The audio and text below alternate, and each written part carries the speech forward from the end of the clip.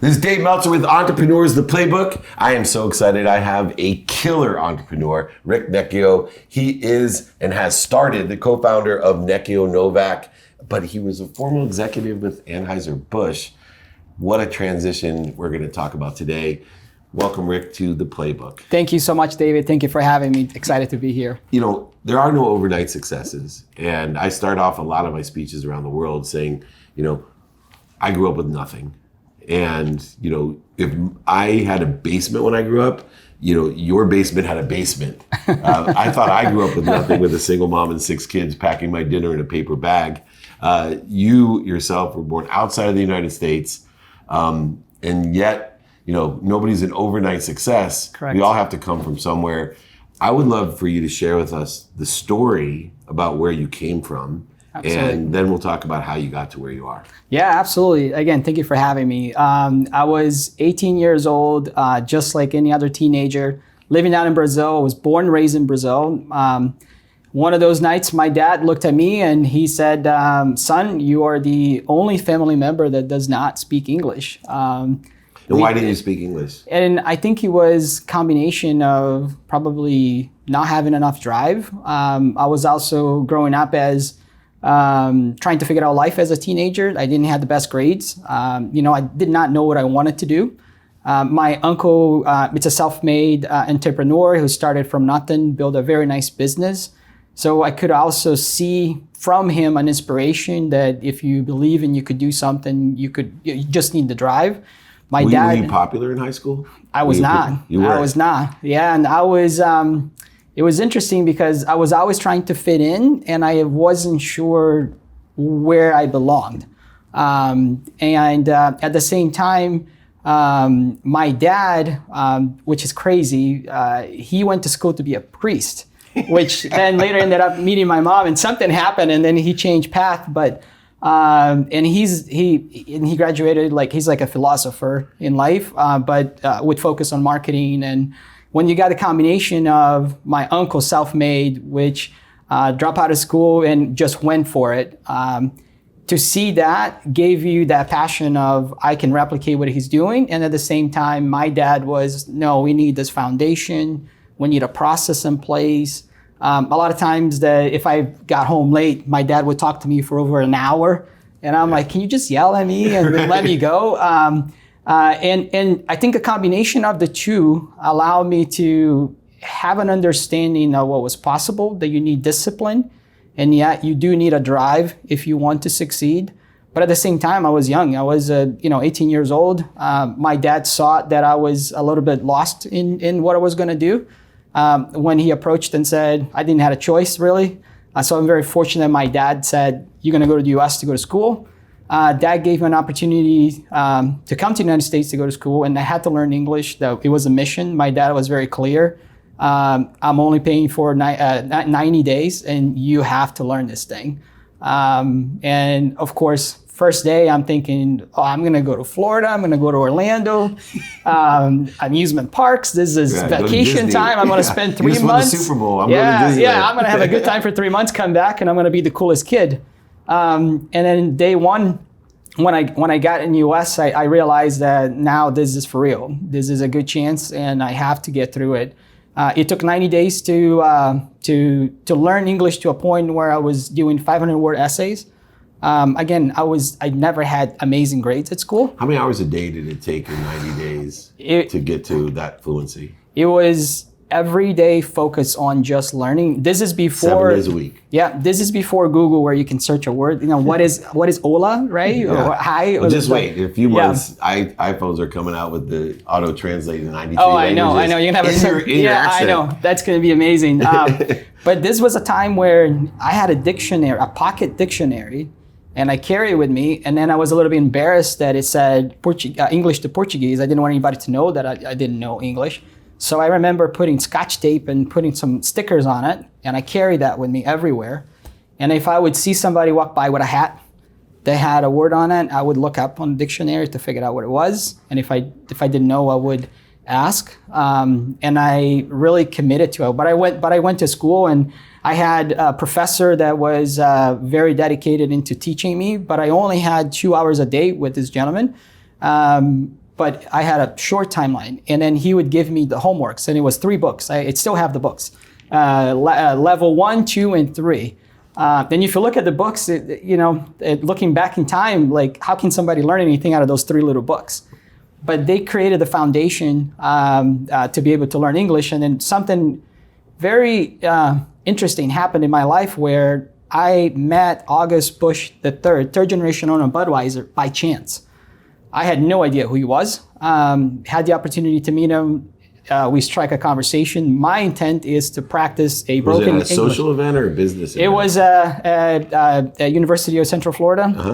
He was there, I believe, making a donation and speaking. I saw with a group of folks. I also picked up pretty quickly that he was a little bit older than everybody else in the room. I thought he was a professor. I actually asked for his name.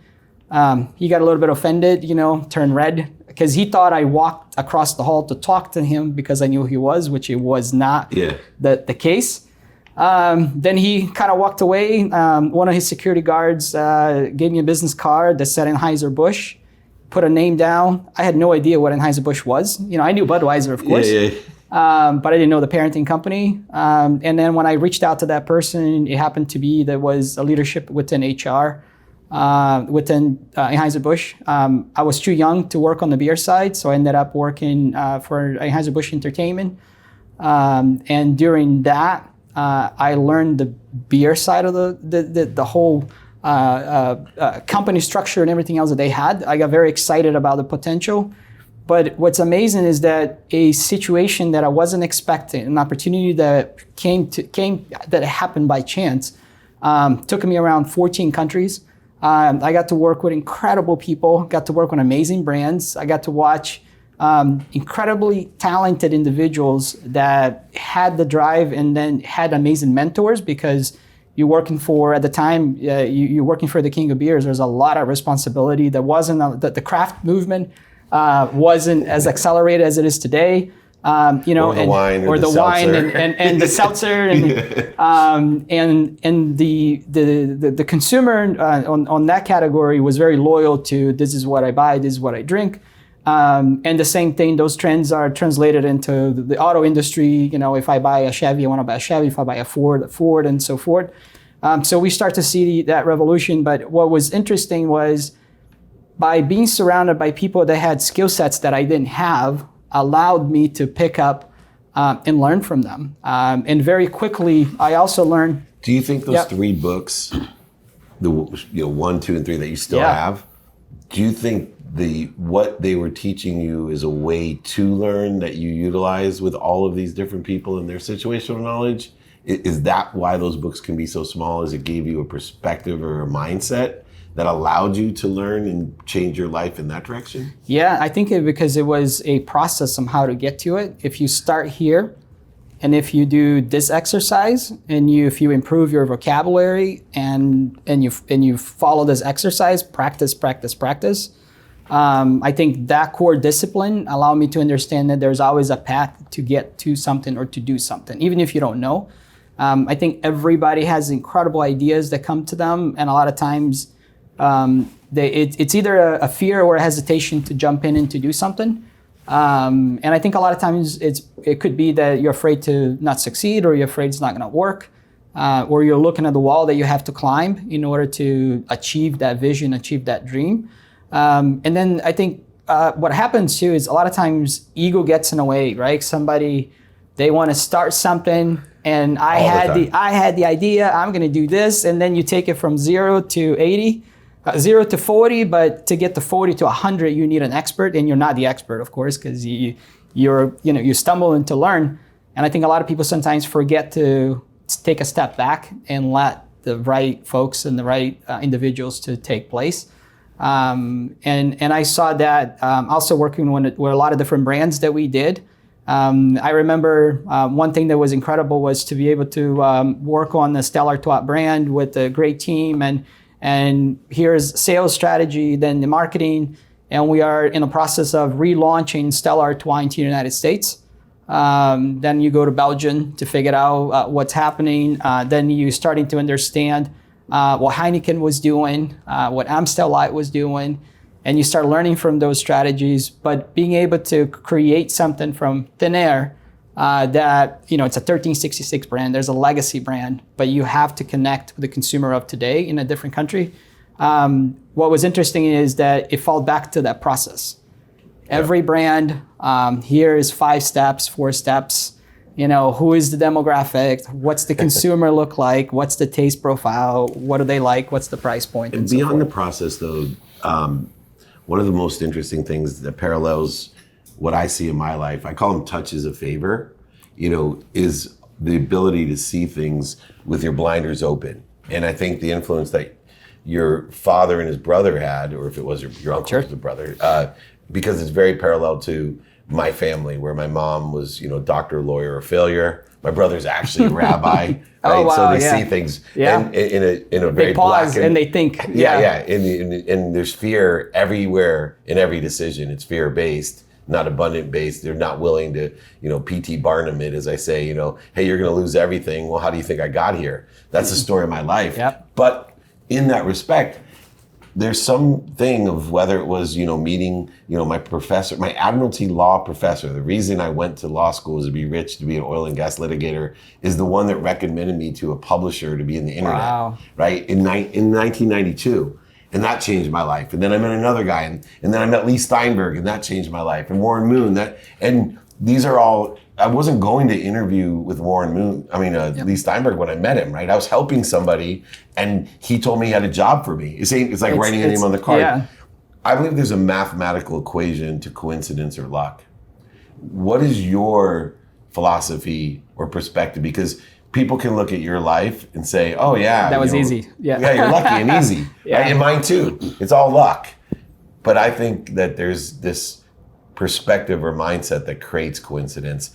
What's your philosophy on luck or coincidence? Because you've had it a lot of times in your life. Yeah, I think is understanding when the opportunities come up, and thinking bigger but starting small. And I'll give you an example, which I learned this by a great boss that I had. Anytime that we hired for any positions in the company at the time, we weren't hiring for that job per se. We were hiring for 2-3 jobs ahead. If that person couldn't fulfill, a VP level or a director level down the road, then maybe that's not the right manager to bring in, right? Because we want to make sure that people can develop and grow. And by one thing that was also, I think, impacted my life a lot was I spent a lot of time with my grandparents growing up. And the discipline of, hey, we got tickets to go to a zoo, being appreciative to do that. And my grandparents would voice that. You need to call this person. You need to say thank you. You need to write this letter. Or, after lunch, we're going to clean the dishes. We're going to dry out and we're going to put the plates out. I think that also made me realize at a very young age that nothing comes. You have to be appreciative of everything that happens in life. Life is very hard, it's very challenging, but you cannot be a victim of your circumstances, right? So if I don't like what's happening right now, well, change it or find a way to improve it, but don't feel that, oh, I'm limited right now because I can't do anything. And I think what helped me too was by being surrounded by people that were really extraordinary with what they did, allow me to see and learn how they got there. And everybody had a story. None of it was overnight, right? And it all circled back people. It was all about people. And I think today more than ever, I'm always, when I meet somebody, I'm looking at people, I'm looking at the character, I'm looking at the way they behave, the discipline, how appreciative they are. And because you can always teach skills, you can always push, you can always drive. And a lot of times we'll have opportunities to in a company and somebody might say, well, I need years of experience to do this. Not necessarily. We're looking for a total package because you can be an expert on this, but have not the best behavior as a person, as a human being. We can't change that. There's traces in people that you can't change, and I'm sorry that you're not a fit. You're doing them a favor because yes, we tell them early they're not a fit. They don't waste all their time in somewhere that they're not going to be destined to be able to fit.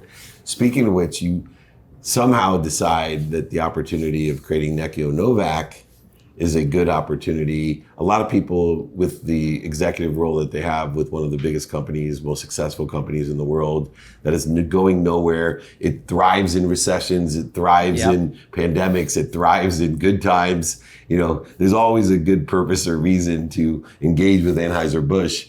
But more importantly, you decide that it's not enough. Correct. And, you know, for you, what was the decision-making process to start Nechio Novak and to get into a space, you know, that other people, once again, would probably be afraid of?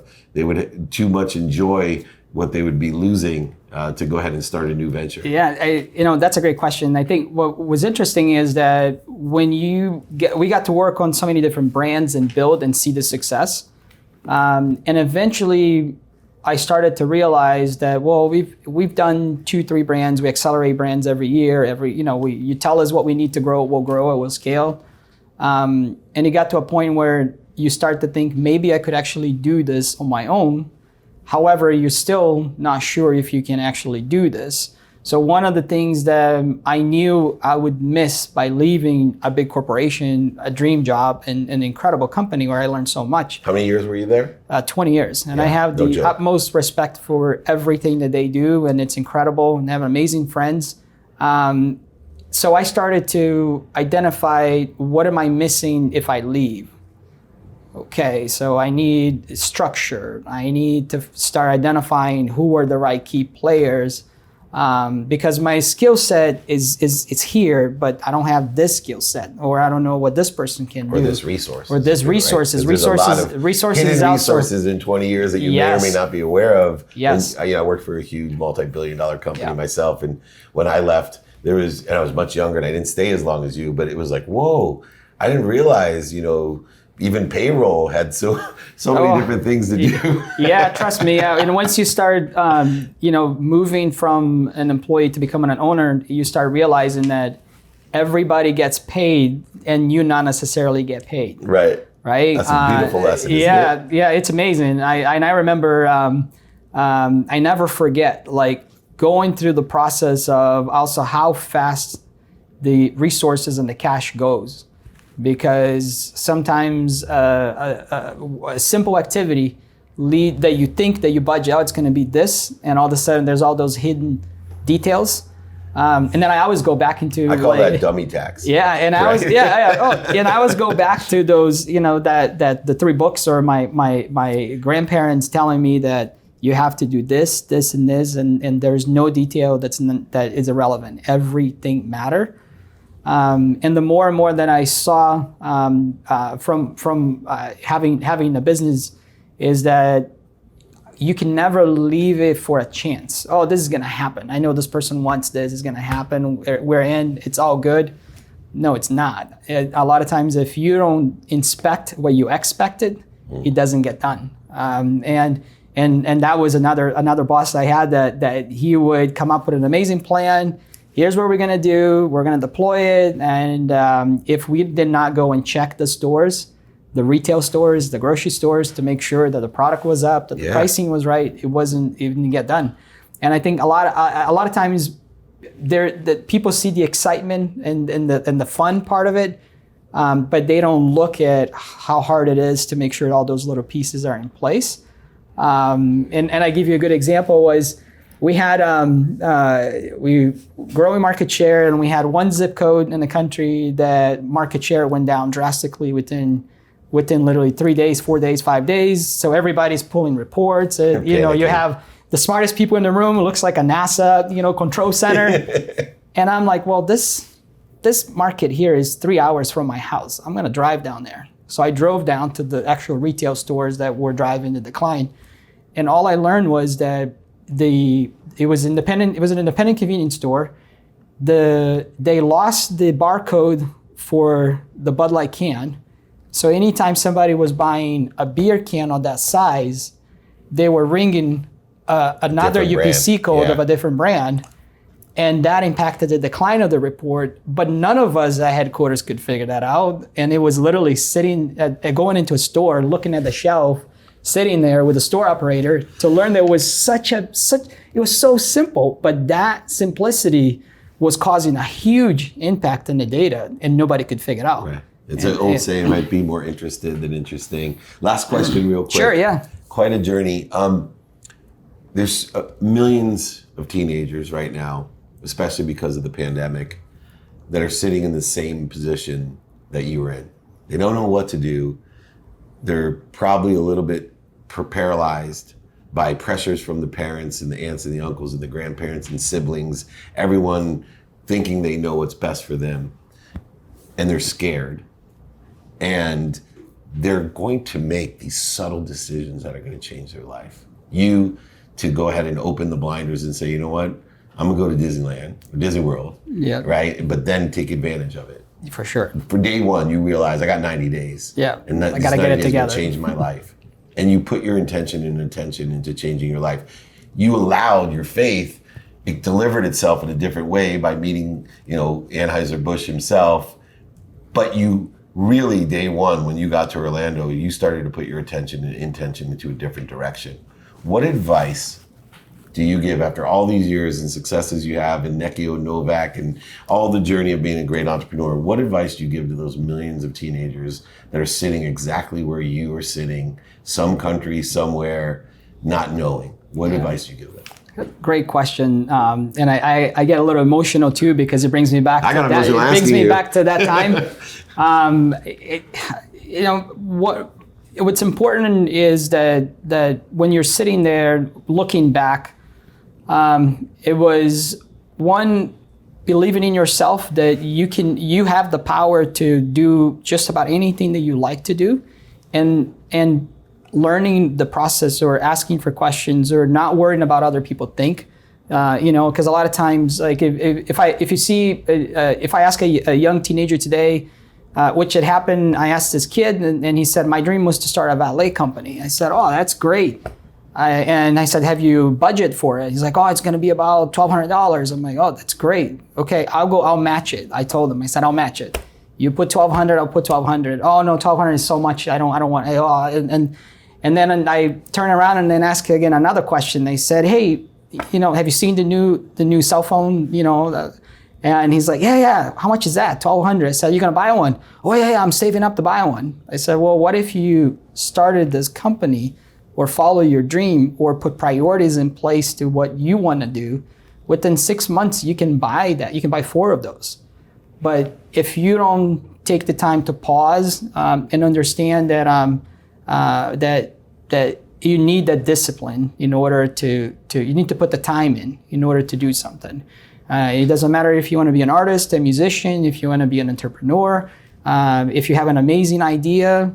What everybody has today between this generation and in the past, we did not have the cell phones and the power of information. So today you can learn so much just by looking at your phone. You can prep yourself for a topic that you want to get in the business just by doing a little bit of research.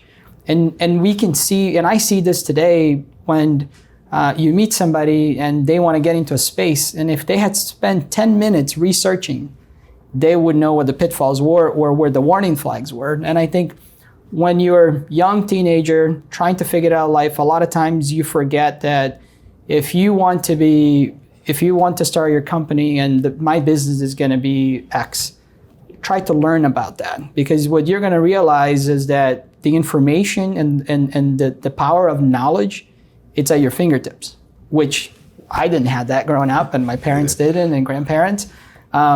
So commit the time to learn what you're trying to do, because I guarantee you that if you tell somebody that oh, there's 5 episodes of this TV series and it's going to block your day, they're going to spend time doing that because it's fun, it's easy, it's entertainment.